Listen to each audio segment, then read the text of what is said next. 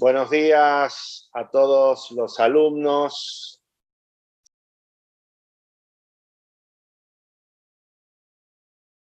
Vamos a dar inicio. Buenos días.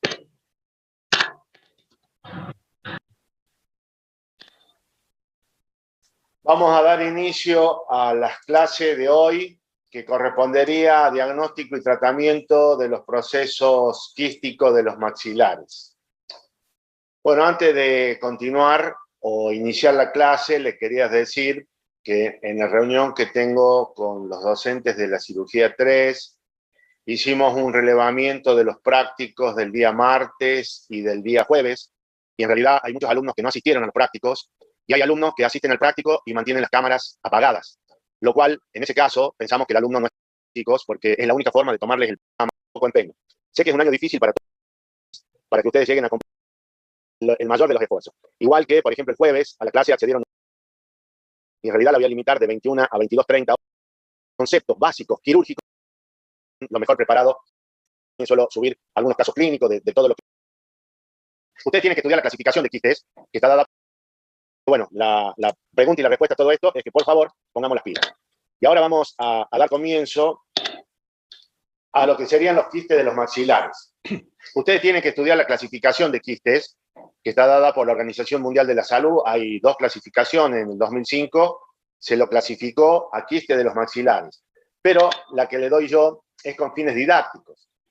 Y en lo particular, lo que nos interesa es que ustedes sepan diagnosticar y tratar una patología quística y hacer un diagnóstico diferencial con lo que sería quiste de un tumor.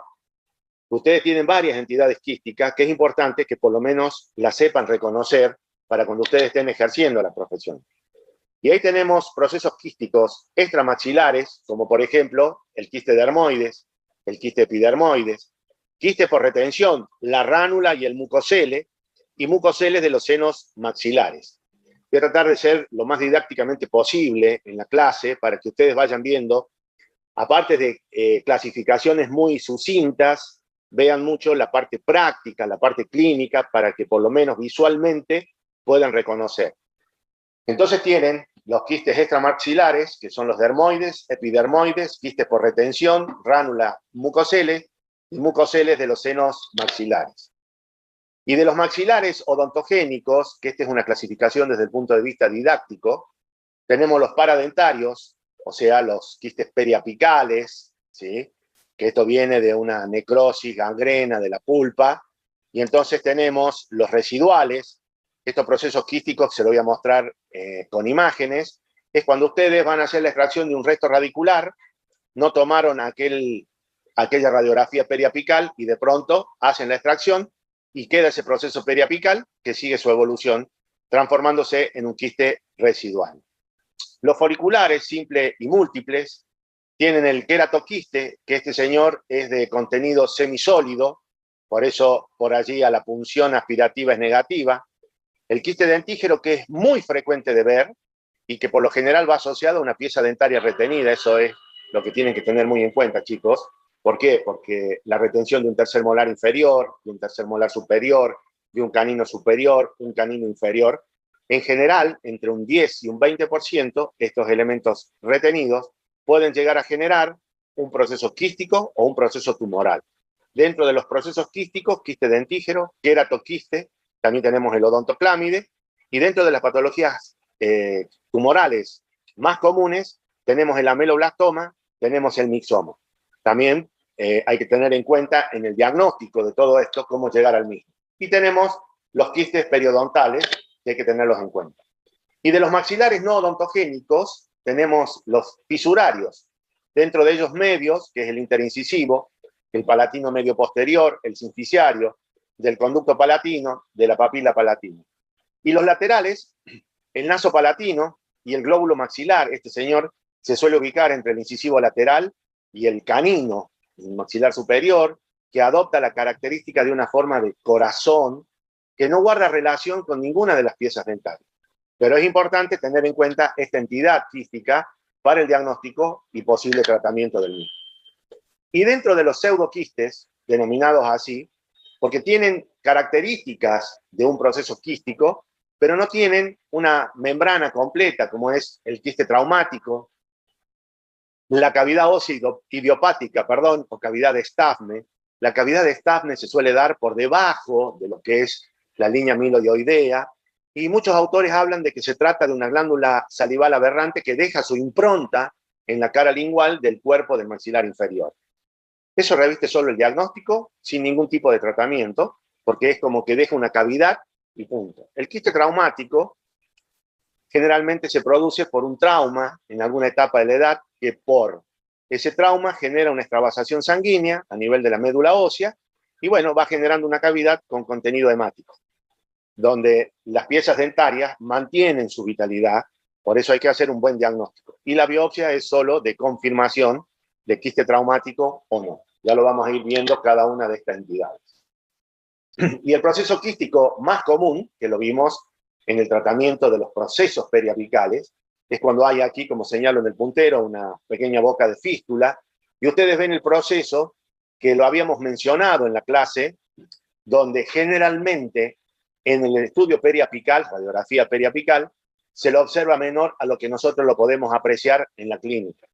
Por eso es importante, cuando vamos a hacer la extracción de una pieza dentaria, supónganse que ustedes van a extraer esta pieza dentaria sin un estudio radiográfico, seguramente este proceso quístico periapical se va a transformar en un quiste residual que por la presión oncótica y osmótica va a seguir creciendo hasta soplar la tabla vestibular, como lo vamos a ver más adelante.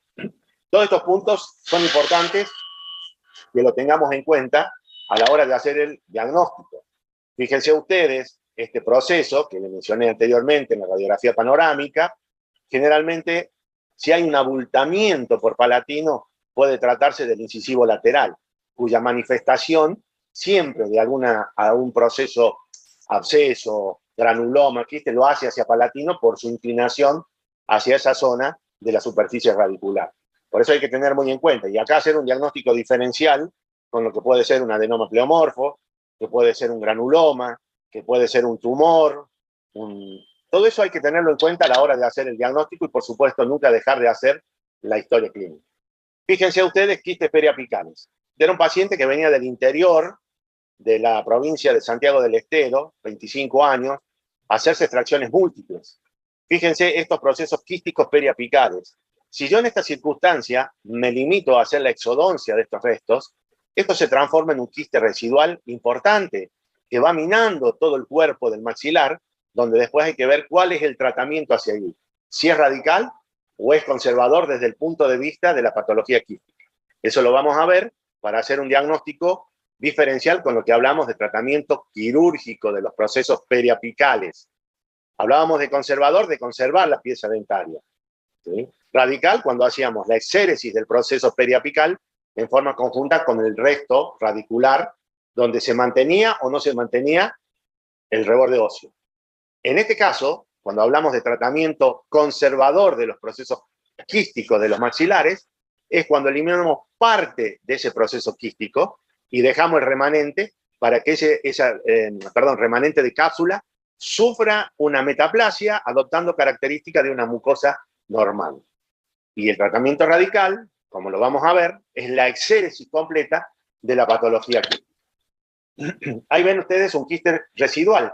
Acá le hicieron la extracción de la pieza dentaria y fíjense como los procesos quísticos son de crecimiento lento, paulatino, el organismo forma como una barrera de defensa. Entonces tenemos un halo radioopaco con un contenido radiolúcido. O sea, los procesos quísticos tienen un continente y un contenido.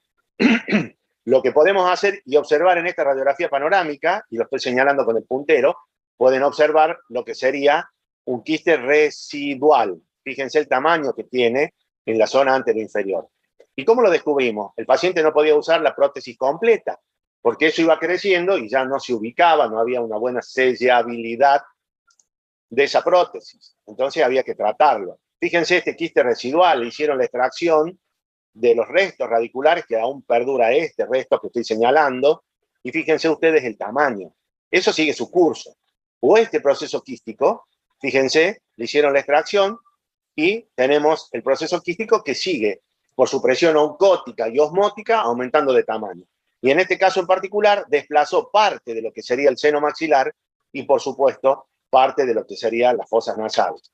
Por eso es importante y vamos viendo las distintas entidades con la mayor frecuencia con la que ustedes van a poder observarla en su consultorio.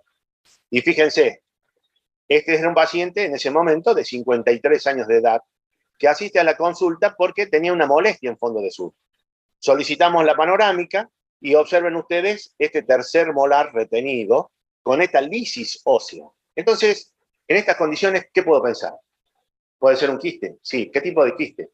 Quiste dentígeno, puede ser. Queratoquiste, puede ser. ¿Puede ser un tumor? Sí. ¿Qué tipo de tumor? Ameloblastoma. No me interesa en este momento qué tipo o qué tipología de ameloblastoma. Puede ser plexiforme, puede ser quístico, puede ser multiloculado. No, me interesa saber si es un quiste o es un tumor. Si es un quiste, ¿qué es lo importante tener en cuenta para su diagnóstico? Ahora lo vamos a ver. Y otra de las entidades patológicas de tumores es el mixoma, que generalmente se ubican en el maxilar inferior, esto para que lo tengan en cuenta, chicos, a la altura de lo que sería el tercer molar. El odontoclámide, que es el quiste de la erupción, que muchos de ustedes lo van a poder observar, por supuesto, en niños de 6 años, ¿cuál es el elemento que primeramente erupciona? Aparte de los incisivos centrales, 6, 7, que son los inferiores, los primeros molares. Y si no logra romper la canastilla alveolar, se forman lo que sería el odontoclámide o quiste de la erupción, como lo estoy marcando en este caso en particular. Ahí tienen ustedes el odontoclámide, ¿sí? Y es importante en el diagnóstico. Por eso es importante que en primera instancia a todos vuestros pacientes les soliciten radiografía panorámica, no radiografía periapical. Después, si queremos focalizar, hacemos una periapical. Pero de rutina ya debemos pedir ortopantomografía. Y a eso sumarle otros elementos de diagnóstico, como por ejemplo CONVIN de maxilar superior, CONVIN de maxilar inferior. Nuestra institución cuenta con un servicio de diagnóstico por imágenes de excelencia. La gente que trabaja allí es de primera línea, donde le van a hacer, según el plan MECA que tienen, una CONVIN donde ustedes pueden trabajar, y ya se lo voy a mostrar, los diferentes soft teniendo el paciente para ver la extensión de ese proceso quístico, de esa patología tumoral, para determinar también así cuál va a ser la vía de abordaje. Y ahí tienen ustedes el tratamiento del odontoclámide. Fíjense cómo hace este aumento de volumen, de aspecto eritematoso, del lado derecho, ahí se ve el estudio radiográfico, lo vemos del lado izquierdo. ¿Y qué le hacemos aquí? Una marsupialización. Ya lo vamos a ver. La marsupialización es la eliminación del polo de exteriorización. Es como si cortáramos una naranja, ¿sí? Le sacamos la parte superior y ahí se puede percibir el primer molar inferior. Esto es primer molar temporario, segundo molar temporario, que van a ser reemplazados, como lo vemos aquí, por los premolares, y ahí ustedes pueden apreciar el primer molar inferior derecho. Y al eliminar eso, que sería que ese molar no puede romper la canastilla, colocamos una gasa iodoformada.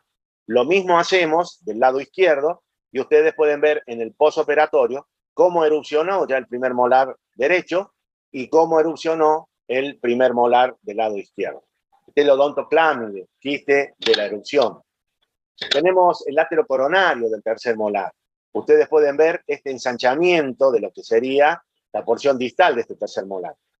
Por eso decimos que el elemento dentario retenido, sobre todo el tercer molar inferior, tercer molar superior, no hablemos de los caninos porque por allí los caninos, dependiendo de la edad, se lo puede recuperar ortodoncísticamente y es el ortodoncista que es el que va a determinar si se lo extrae o si se lo libera. Pero esta imagen que ustedes ven allí y le dicen al paciente, mientras no te moleste, déjalo, porque bueno, siempre doy los cursos, las charlas sobre terceros molares, porque eso también guarda una estrecha relación con esta patología quística. Hay muchísima bibliografía que ustedes deberían buscar a través de la biblioteca, como ya se lo expresé. Esta imagen de este proceso quístico laterocoronario del tercer molar puede transformarse en lo que sería un ameloblastoma, puede transformarse en lo que sería un mixoma. Y la conducta terapéutica es radical. Y si lo descubrimos en forma tardía, no como en este caso, que fue prematuro, ¿sí? A veces, como lo vamos a ver cuando demos la clase de tumores, termina en una hemiresección de la mandíbula, como le voy a mostrar en la próxima clase, en un paciente que tuvimos, uno de los tantos, ¿no? Que lo tratamos por técnica descompresiva, de un quiste, y desapareció por 3 años, y eso migró y se transformó en un ameloblastoma plexiforme, que de acuerdo a la tipología es uno de los más agresivos y terminó con sus 21 años con la hemiresección mandibular. Quiste del conducto palatino, fíjense que a veces se confunde con lo que sería el conducto palatino anterior, por donde emerge el efenopalatino, ¿ven? Por eso acá se coloca una sonda para hacer un diagnóstico diferencial. Y ahí se hizo la cirugía, fíjense, en este caso fue sangrante, se hizo puntos de tracción, siempre puntos de tracción, y ahí ustedes ven la entidad quística que toma todo el efenopalatino. Se hizo la resección, y acá en este caso no hay que explicarle al paciente que va a perder la sensibilidad, porque empieza a tocarse con la punta de la lengua en la papila palatina y siente que lo tiene anestesiado. Entonces, es en el único lugar donde no lo percibe, a diferencia de la disestesia, que puede ser parestesia, hipoestesia, hiperestesia, en el labio, producto de la lesión que se le puede infligir a lo que sería el mentoniano, ¿sí? Que emerge por este orificio, haciendo un asa anterior de 3-4 milímetros y hacia arriba y atrás. Entonces el paciente pierde la sensibilidad de lo que sería el labio, ¿sí? Ahí tienen el quiste del conducto palatino. Tienen el quiste traumático. Cuando ustedes abren la historia clínica, y así hacemos hincapié de lo que sería la historia clínica. El paciente se va a realizar un tratamiento de conducto en este primer molar, que lo estoy señalando con el puntero láser, y resulta que cuando empieza a tallar el endodoncista, descubre que el paciente tenía dolor. Pide una panorámica y fíjense ustedes la lesión osteolítica que hay aquí.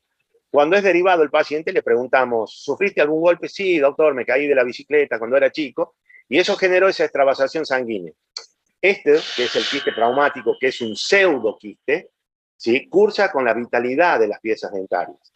Si ustedes le toman la vitalidad a este segundo molar, a este primer molar, el paciente tiene vitalidad. Y la biopsia es para rectificar o ratificar el diagnóstico. Existen varios tratamientos de este señor quiste traumático, pero el fundamental es hacer una ventanita ósea, aspirar el contenido esmático y colocarle sangre del propio paciente para que el coágulo se forme, se retraiga y así forme tejido óseo, porque en muchos de estos casos hemos hecho una ventana lo suficientemente grande y lo que podemos apreciar es cómo el paquete básculo nervioso pende de la raíz donde se une al dentario y eso hace que se mantenga la vitalidad de esas piezas dentarias. Por eso, en estos casos en particular, nunca entramos y cureteamos, porque si llegamos a curetear, lesionamos los paquetes básculo-nerviosos. Los quistes de la glándula salival, ránula y mucocele, ¿sí? De esto van a ver muchos de ustedes, y por supuesto, y todo esto apunta a muchos de ustedes, casi colegas, que son del interior de nuestro país, donde probablemente trabajen en hospitales, donde probablemente trabajen en dispensarios, y el paciente no puede ser derivado, ¿sí? Inclusive en Córdoba nos pasa, donde muchos pacientes van a la cátedra.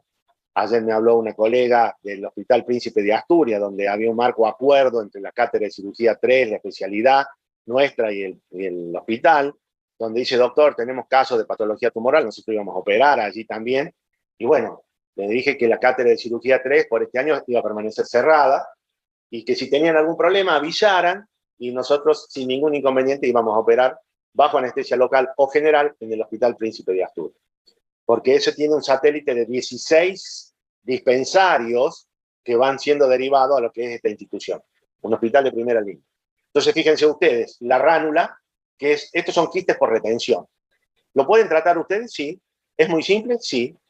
¿Sí? Por retención. Y ahí tienen el mucocele. Esto se forma un quiste, a veces el paciente lo punciona y pierde el contenido. Y en este caso, el mucocele, el paciente se muerde el labio, que es porque al morderse el labio oblitera la desembocadura de las glándulas salivales labiales, y entonces cada vez que va recidivando, la cápsula se va tornando más fibrosa. Son quistes de las glándulas salivales por retención.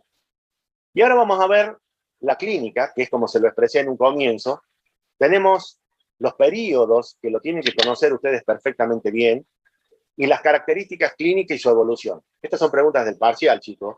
Yo le dije en la clase inaugural que la mayoría de las preguntas salían de las clases teóricas.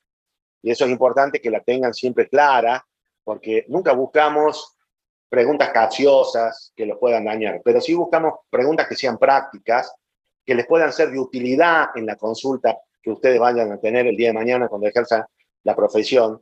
y es como se lo expresé, no me interesa si ustedes me dicen que es una ameloblastoma plexiforme o es una ameloblastoma. De todas maneras, hay preguntas que son obvias y que se hacen. ¿Y cómo ustedes diagnosticarían un proceso quístico? Entonces tenemos, dentro de los procesos quísticos, un periodo intramaxilar y un periodo extramaxilar. El intramaxilar pasa desapercibido, generalmente es asintomático, ¿sí? Como lo menciona este cuadro, y es silencioso. Y el extramaxilar es sintomático, ¿sí? Es donde el proceso quístico empieza a crecer. Si empezamos con la mortificación pulpar, así vamos viendo los diferentes estadios, lo primero que tenemos es un absceso dentoalveolar agudo. Eso se transforma en un absceso dentoalveolar crónico, y hace una boca de fístula, después se transforma en un granuloma, después pasa a ser un quiste periapical, ¿sí? O un quiste residual, sigue su curso. Y en la medida que por esa presión oncótica y osmótica el proceso crece lenta y paulatinamente, se va transformando en un periodo extramaxilar donde es sintomático, donde hay un abultamiento, como lo vamos a ver ahora, el intramaxilar asintomático y silencioso, ¿sí? Por ejemplo, este caso, donde está el proceso periapical y donde es muy difícil percibir de este proceso. En este caso tiene un buen perno, una buena corona, un proceso radiolúcido con un contenido radiopaco, que vuelvo a mencionar, generalmente en la radiografía se ve mucho menor a lo que podemos percibir en la clínica. O tenemos este proceso quístico residual, fíjense ustedes, esta es la pre y esta es la post. Clínicamente no se ve ni se palpa. Cuando uno hace la incisión, fíjense esto que estoy marcando con la flecha, es el mentoniano, fíjense el calibre. Por eso es importante hacer un buen diagnóstico. Y este es el pequeño abultamiento o soplamiento de lo que sería la tabla vestibular. Y tenemos el periodo extramaxilar. Esto anótenlo, fíjenselo bien, porque esto me va a servir a mí y a ustedes en el momento de la consulta. Un paciente que viene con la asimetría facial. Digamos, cuando el paciente viene y le da la mano, la entrevista, y esto lo estamos viendo desde el punto de vista semiológico, ¿sí? Cuando estrechamos la mano al paciente, que ahora no se le estrecha, cosa que en lo personal detesto, me enferma darle el puño al paciente, porque darle la mano, igual que un abrazo, que un beso, eso hay un acercamiento. Y en esto es importante tener rapport con nuestro paciente, fundamentalmente en lo que es la cirugía, ¿sí? Porque el paciente viene temeroso, a lo desconocido, ¿qué me va a hacer, doctor? ¿Cómo me lo va a hacer? Entonces lo vemos al paciente asimetría facial, aumento de volumen. Que tenga una asimetría facial no significa que sea un quiste, puede ser un tumor, pero ya hay un periodo de exteriorización. Cuando lo veo clínicamente hay un abombamiento en fondo de surco. ¿Puede ser un quiste? Sí. ¿Puede ser un tumor? También. Ahora, cuando es un proceso quístico, y eso ya ha aumentado, hay una crepitación apergaminada. ¿Qué es la crepitación apergaminada? Para los que fuman, cuando le sacan el celofán a la etiqueta del cigarrillo y lo arrugan, sienten ese cric, cric, cric. Eso es lo que ustedes van a percibir en el pulpejo de sus dedos cuando hagan la palpación clínica. La crepitación apergaminada, ¿sí? Como un ruido, lo van a percibir en el pulpejo de sus dedos. El embaldosado flojo es esa presión que va creciendo el proceso y va minando la tabla vestibular en general, a diferencia de los tumores que es vestibular y palatino o vestibular y lingual. Los quistes generalmente suelen tomar una sola tabla, generalmente, ¿sí? Y ahí tienen lo que sería el embaldosado flojo. Sigue creciendo esa entidad y van a tener lo que sería la renitencia. Ustedes palpan la palma de sus manos, se deprime, retiran los dedos y eso vuelve a la posición habitual. Y la fluctuación es como cuando una bombita de carnaval, ustedes la llenan en su máxima expresión y entonces la vieron que está a punto de reventar, ustedes apoyan un dedo y la golpean con el otro y en este dedo pulpejo donde ustedes han apoyado sienten esa sensación de onda. La renitencia es cuando a la bombita de carnaval la llenan a la mitad, entonces empiezan como si fuera un boligoma a jugar, a apretarla, la tiran al aire, cae y no, entonces esa es la sensación de renitencia que yo percibo en la palma de mi mano, que seguramente todos ustedes ya lo están haciendo. ¿Está? Todo eso es para diagnosticar y tener un diagnóstico presuntivo, si es un proceso quístico o es un proceso tumoral. Entonces, tenemos la simetría facial, ¿sí? Y ahí tenemos la simetría facial, casi el ojo del lado izquierdo cerrado. Fíjense el abombamiento. Si yo lo veo a este paciente cuando hacemos el acto odontoestomatológico de estrechar su mano y mirarle a los ojos, ¿cómo le va, señor? Y le vemos ya, estamos haciendo diagnóstico, hay una asimetría facial. Cuando entro a la cavidad bucal para hacer la palpación y la inspección clínica, fíjense el abultamiento que tenemos aquí en esta zona. ¿Puede ser un quiste? Sí. ¿Puede ser un tumor? Sí. Y seguimos caminando por todo esto para determinar si es un quiste o un tumor. Fíjense, yo palpo y puedo tener por dentro, fondo de surco, la crepitación apergaminada, la renitencia, la fluctuación, recuérdenlo, y por supuesto algo que no podemos evitar es la punción exploradora. ¿Sí? Al hacer una punción aspiradora me sale líquido, en este caso achocolatado, era porque era un proceso quístico infectado. Si el proceso quístico es virgen, lo que nosotros podemos ver es un líquido amarillento con unos cristales de colesterina que flotan si lo ponemos tras luz. Eso nos da casi con seguridad de que la entidad ante la cual estamos es un proceso quístico. ¿Está? El único proceso quístico que da punzoaspiración negativa es el queratoquiste.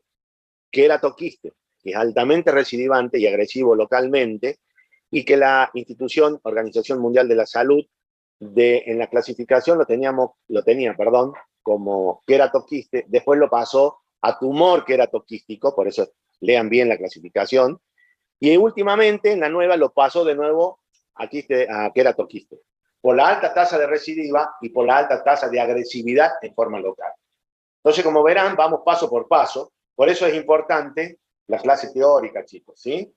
Entonces, diagnóstico, tenemos clínico, periodo intramaxilar y extramaxilar, tenemos la punción exploradora, tenemos la presencia de fístula, tenemos la biopsia. Esto es mandatorio, lo tendría que poner con rojo. Biopsia, que la vamos a ver en la clase anterior a la de los tumores, por incisión o por escisión. La por escisión es cuando la patología es relativamente chica, sacamos todo. Por incisión cuando es extensa, entonces yo tengo que saber si es un quiste, qué tipo de quiste es, si es un tumor, qué tipo de tumor es. ¿Sí? Y de acuerdo a eso hacer la planificación quirúrgica para el tratamiento de esa entidad.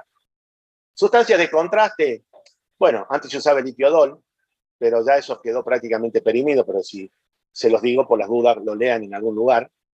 Y, por supuesto, los estudios radiográficos. Panorámica inicialmente, puede ser periapical, y hoy sí o sí debemos pedir, aparte de la ortopantomografía, con BIM, donde se ven cortes sagitales, donde se ven cortes coronales o frontales, los cortes axiales o los horizontales, y donde vemos en 3D todo lo que es el maxilar superior e inferior de nuestro paciente para ver la extensión que tiene esa lesión. Y ahora vamos a pasar, de acuerdo a todo lo que vimos anteriormente, cuáles son los tratamientos que ustedes deben conocer frente a estas entidades quísticas. Tenemos tratamientos conservadores y tratamientos radicales.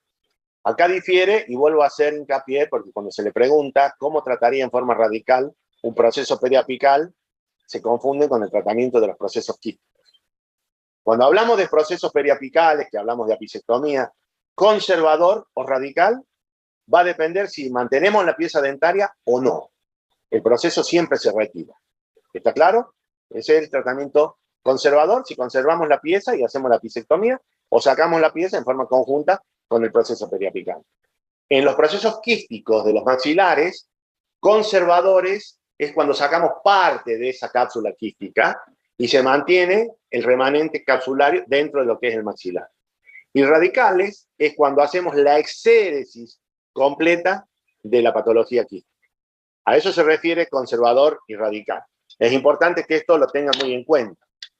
Y dentro de los conservadores tenemos, y esto anótenlo porque suele ser pregunta del parcial, ¿sí? ¿Cómo son los tratamientos conservadores? Menciónenlo, el parcial se hace a través del aula virtual, con preguntas que son secuenciales, son 40 preguntas donde ustedes tienen 45 minutos para responder, también tienen múltiples choice. Entonces, si ustedes estudian todo esto, por eso insisto que deben asistir a las clases teóricas, son 123 alumnos, ya se fueron 2, es importante que lo tengan en cuenta, chicos, ¿sí? Disculpen que sea insistidor, pero bueno, ponemos el mayor de los esfuerzos. Dentro de los conservadores tenemos la PARCH 1 y la marsupialización.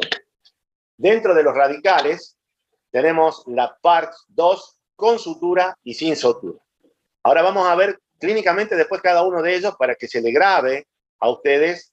Se acaba de ir otro alumno, quedan 122. Dentro de lo conservador tenemos técnica de parch o marsupialización y la técnica descompresiva, ¿sí? Entonces, cuando se le pregunte cuáles son los tratamientos conservadores que usted conoce para los procesos quísticos de los maxilares, y usted tiene que mencionar la técnica de parch o marsupialización, eso viene de la marsupia, ¿sí? De los canguros, y la técnica descompresiva. Radical, ahí tienen ustedes la de Parch 2 con sutura y sin sutura, ¿sí? Entonces, la técnica de Parch 2 con sutura sería, por ejemplo, una pisectomía, ¿sí? Ustedes eliminan todo el proceso periapical. Pueden o no mantener la pieza dentaria, porque también en los grandes procesos quísticos pueden hacer una técnica radical eliminando el proceso quístico en forma conjunta con la pieza dentaria. ¿Está? Por eso ténganlo muy en claro.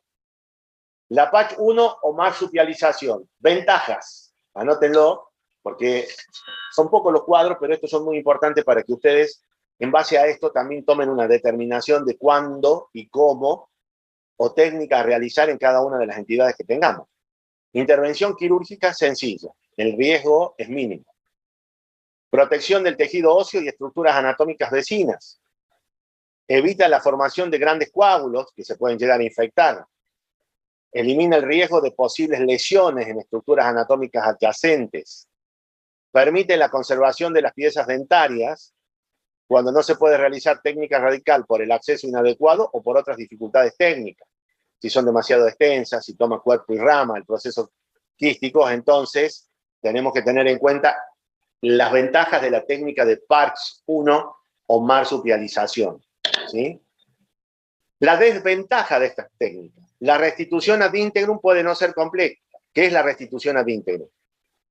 No es lo mismo operar un paciente de mi edad que operar un paciente de la edad de ustedes, 25 años. ¿Qué significa? Restitución ad integrum es que en la edad de ustedes la neoformación de tejido es rapidísima y se logra completar la formación de tejido óseo. Probablemente a mi edad, ¿sí?, la restitución ad integrum no se logre. ¿Por qué? Se forma hueso y se detiene en un punto, donde probablemente después de un año o dos amerita hacer un injerto si el proceso que se extirpó de mi maxilar era lo suficientemente extenso. Entonces, esta técnica de marsupialización, la restitución ad integrum puede no ser completa dependiendo de la edad. Por eso es importante el diagnóstico y determinar la edad de nuestros pacientes.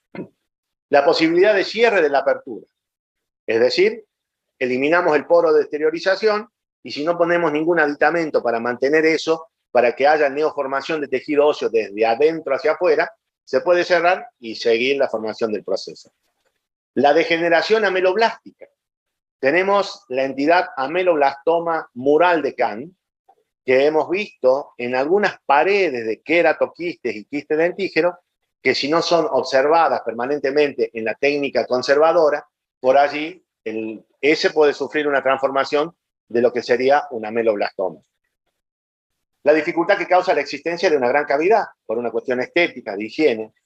Posoperatorios relativamente largos, y por supuesto, más que nada, la necesidad de colaboración del paciente, como le voy a mostrar en la clase que viene, el último paciente que había sido iniciado de un tratamiento de un quiste dentígero y vino ya a los 3 años con un ameloblastoma plexiforme, donde hubo que resecarle la mitad de la mandíbula y colocarle una placa que no pudimos conseguir de reconstrucción mandibular, placas de titanio con injerto de cresta ilíaca.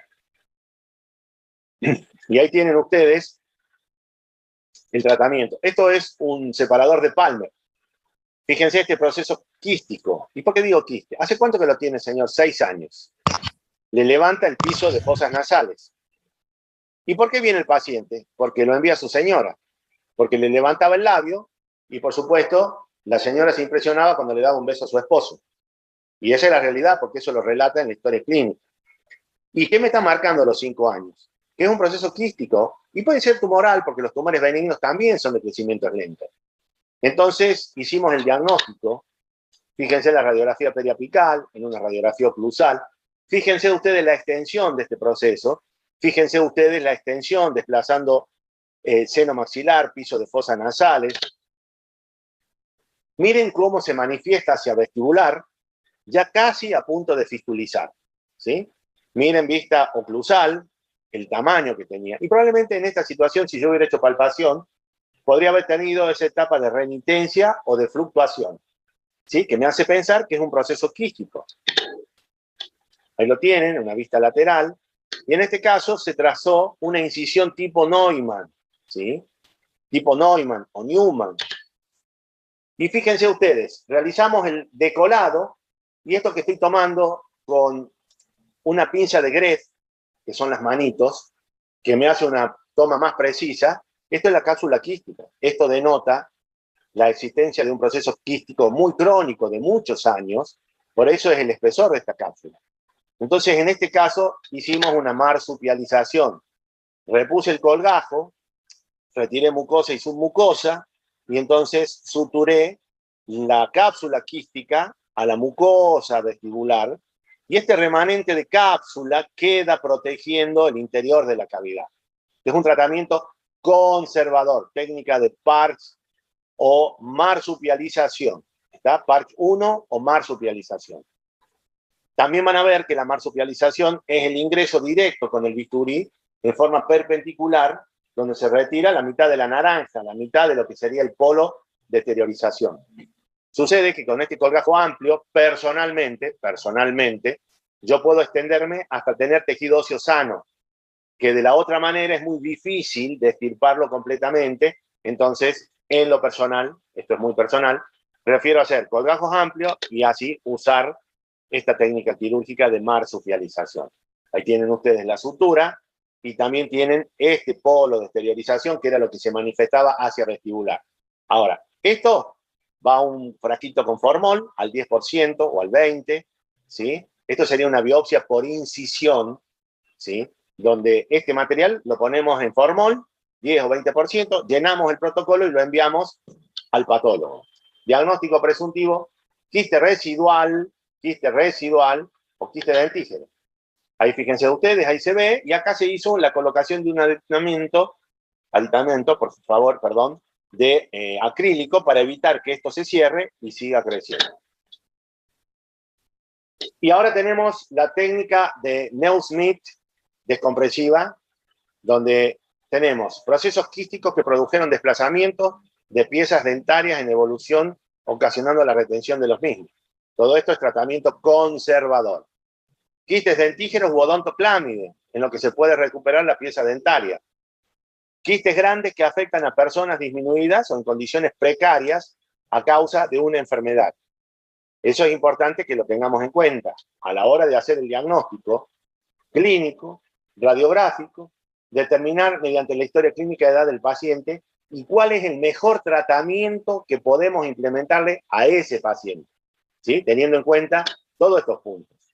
Ventajas, además de las mencionadas para la marsupialización, mantenimiento de la forma, es decir, no tenemos que hacer extracciones, la forma se mantiene y el mismo organismo va haciendo la neoformación hasta lograr la restitución completa.